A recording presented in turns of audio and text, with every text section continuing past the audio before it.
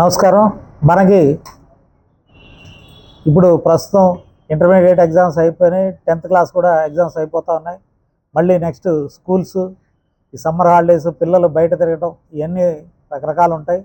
తల్లిదండ్రులు ముఖ్యంగా గమనించాల్సింది పిల్లలు ఏం చేస్తున్నారు, పిల్లలు ఎవరితో మాట్లాడుతున్నారు, ఫోన్లో ఏం చేస్తున్నారు అనేది తప్పనిసరిగా గమనించాల్సిన అవసరం అయితే ఎంతైనా ఉంది.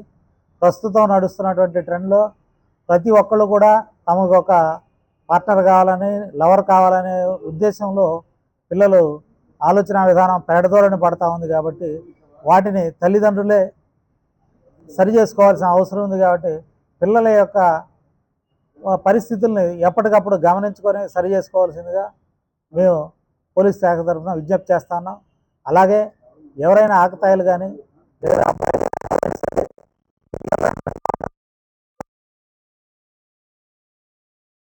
తెలిస్తే వెంటనే పోలీసు వారికి సమాచారం ఇచ్చినట్లయితే వారి మీద కఠినమైన చర్యలు తీసుకోబడతాయి.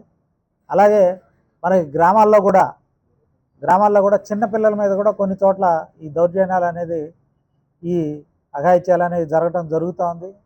అక్కడ పనులకు వెళ్ళేటువంటి తల్లిదండ్రులు కూడా పిల్లల్ని ఎవరి దగ్గర వదిలి వెళ్తున్నాం, వచ్చేప్పటికి పిల్లలు ఎలా ఉంటున్నారు అనేది తప్పనిసరిగా గమనించుకోవాలి.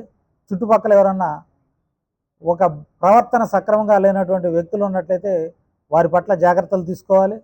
ఏదైనా అనుమానం ఉంటే వెంటనే కూడా పోలీసు వారిని సంప్రదించవలసిందిగా తెలియపరుస్తాం.